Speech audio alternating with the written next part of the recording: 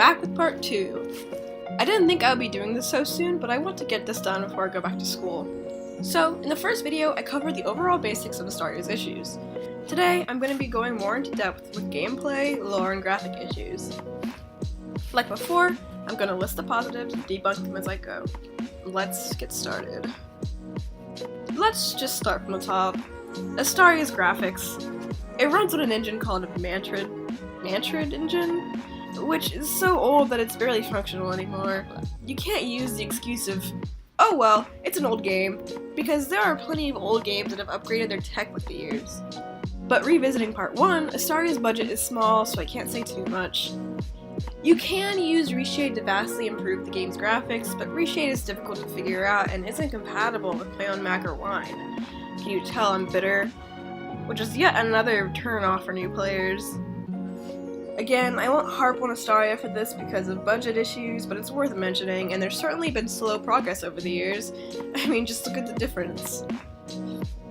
With already poor graphics, Istaria is a ghost town. And I'm not just talking about the small player base, I'm talking about the world in general. Reusing building models and NPCs, Istaria is a world full of nothing. There are no big cities. I'm aware that Istaria is set in a time where cities aren't really a thing, by the way, but here's what I mean. Sparse forests and rivers, no mountain ranges, you get the point. There's nothing to explore, and while the scenery has great potential, it's left untouched and boring in general. Istaria is actually a pretty big place in general, and there's so many geography quirks that could be built in. I think Drunk is the least empty by far, but come on. Another thing is the water graphics, and while this is a topic of debate, I'm just gonna say it anyway. It's hideous, even with the murated water mod, which is great by the way. The ocean is an empty gray valley with some trenches in it. It's a single pixel wide layer of weird water graphics with no swimming animation except for slowed down running animation. It doesn't have to be on par with other games' water graphics, but come on, I have nothing good to say about it, and the fact that the ocean is empty only makes matters worse. If you can get past the weird graphics in an empty world, then have fun trying to grind your characters, especially bipeds, while keeping your head. It's an endless cycle of ability quests, trophies, ability quests, trophies, ability quests, trophies, rinse and repeat. And that goes without mentioning the lack of quests for bipeds and the grind they have to endure. The more classes you take on, the more hindered your XP becomes, and eventually you have to turn to trophy hunting to get anywhere. Trophy hunting is a great concept, but you shouldn't have to rely on spending hours of grinding for them to get anywhere. I'm not going to complain about how hatchling dragons have to grind in order to get to rite of passage, but what turns most people away before they even have a chance to experience Istaria at its fullest is the infuriatingly slow pace of level 1 to 30. In other games I have a blast leveling with friends, but Istaria does not fall into that list because of the headache-inducing group experience issues, and I know I'm not alone on this.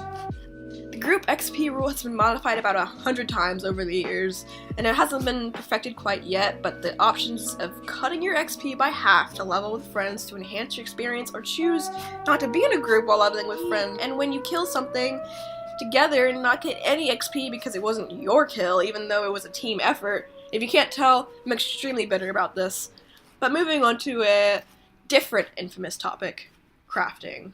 And the tedious headache of an experience crafting wouldn't be as bad if I had something to get excited about building. Sure, for a minute I was excited about my lair, but it slowly drove me insane until I couldn't do it anymore. Not to mention, when your lair is complete, then what? You can't furnish it or do anything or get any kind of boost or again, anything when it's complete. Apart from layers, when you're trying to build armor but lose your mind because the texts you need aren't anywhere to be found, and you gained 5 death points by searching mobs for repair of tree branches is extremely discouraging. There are so many ways this can be improved that I can't list them all, but things like, and spare me now, Minecraft and Landmark are good examples of how crafting can be handled differently. It's a pain, and I've quit Istaria a handful of times solely because of this aspect. Let's move on to lore. As I mentioned in part 1, I do love the lore, but after talking with some friends, I realized some things that got on my nerves. Lunus and helian. It's a great concept, but the conflict between them is odd.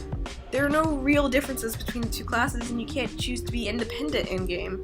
Imagine the potential of that. Your dragon decides they don't belong to either faction, and they're shunned by their peers and their superiors, and they have their own unique twists to Tooth and Claw and Spellcast. back to the topic of there being no real conflict between the two. What was Nistra Helian's experience like leading her faction through the Exodus? How did Malgavinal Lunus even manage this exactly? And what discrimination do bipeds and Helian dragons face in this brute faction? Why didn't Helian and her army, along with the bipeds, rise up against Malgavinal Lunus and his faction during the Great Schism? What was the process of Helian dragons rebuilding their home and mastering primal magic? How did Nistra Helian die, and why did Malgavinal Lunus visit her grave despite everything? Do interfaction marriages and hatchlings face prejudice from the Lunus or Helian society? How do Semenith and Valkoth now lead the factions? What is a faction leader called? What does inner biped conflict look like?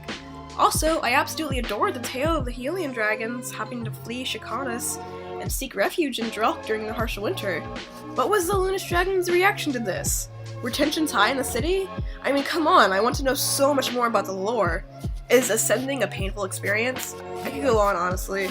Istaria's lore doesn't live up to its rich potential and is instead stale and confusing to keep up with, especially if you have no interest in dragon classes.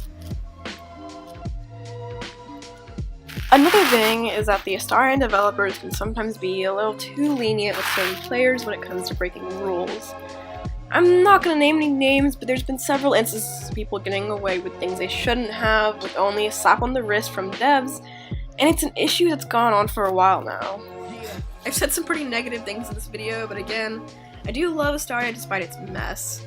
Something great about the game is how much freedom you have to mod, and how your mod can end up integrated into the game. The developers seem to always be open to suggestions and they're easy to work with. On this topic, while the community is pretty unique, it's one of the things that usually keeps a player hooked.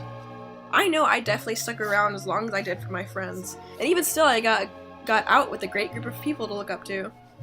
It has an amazing art community and is filled with so many creative people. Although, sometimes I do wish there was an age restriction on Istaria because seeing children under the age of 10 is pretty scary. The internet is a dangerous place, and I wouldn't want these kids getting into things they shouldn't be, as I did when I was their age.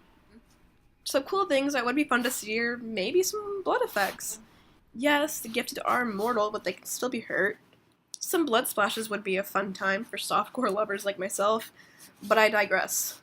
A bit off topic, and Istaria isn't the only game that falls victim to this, not to mention that I love their dragon model overall, but why do graphic designers insist on giving dragons tiny wing membranes? I mean, come on, how does that thing fly? Just make it a little wider for the love of Drolkar. Oh, on the topic of Drolkar, I would love to know more about the Istarian gods. Looking at the wiki, there are some gods here I've never heard of. Istara, Degarth, Brabit, Alyssa, Bacantus, Nirvin. I would love to see more of these idols in the game, and how the races worship them all differently. The wasted potential is so painful. That's all for now. I don't think there will be a part 3, as I've covered all the points I've needed to. I hope you enjoyed, and thanks again for listening.